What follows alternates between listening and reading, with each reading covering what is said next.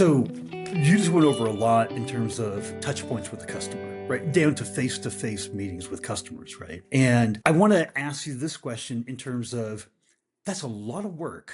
That takes a lot of time, a lot of dedication, a lot of focus. There's not a company out there that doesn't say, no, we don't want to be customer focused. We don't want to be customer obsessed. We all do. The difference is kind of where you put the money where your mouth is, right? Are you actually doing something about that? And I talk to lots of CMOs that are just, they got 150, 180% of what they can get done in a day. They're taking it from all sides. The list of requests that are coming to the marketing department never ends. It's growing, it's growing, it's growing.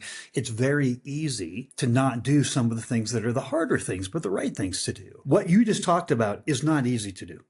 That takes a lot of time and a lot of dedication, right? And a lot of resources. What is your advice to other CMOs or CEOs or CROs, C-suite executives that are listening to this on why that amount of time, that amount of dedication is worth it?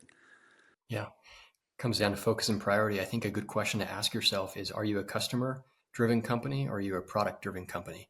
And I think there's actually good benefits of being both in that you can think of maybe iconic brands and companies of maybe they'll build what they know to be true, regardless of what customer feedback says, because the customer maybe doesn't know yet what the next phase of AI is going to be, for example. And back to Henry Ford, they're building the car instead of faster horses. And so there's a combination of that as we think about building a roadmap.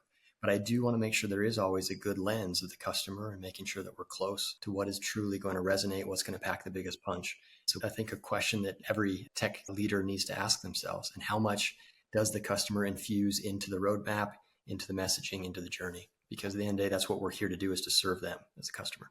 So how does that fit into the topic of our conversation here today? How to redefine value in the buyer's journey? Yeah, I think as marketers, I think there's a lot of things we can be doing. I always like as marketers going deeper into the funnel and owning the entire journey end to end.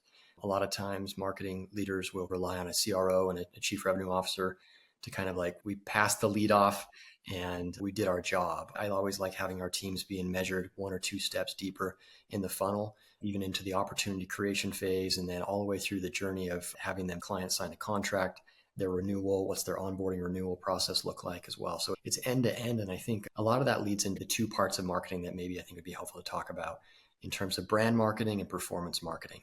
And I think those two areas, if you think about those two as the two-headed monster, or the heart and the mind, or the art and the science of marketing, both are critical and I think help cover the entire top of funnel, mid funnel, bottom of funnel of a journey. So I think it'd be good to maybe dive into.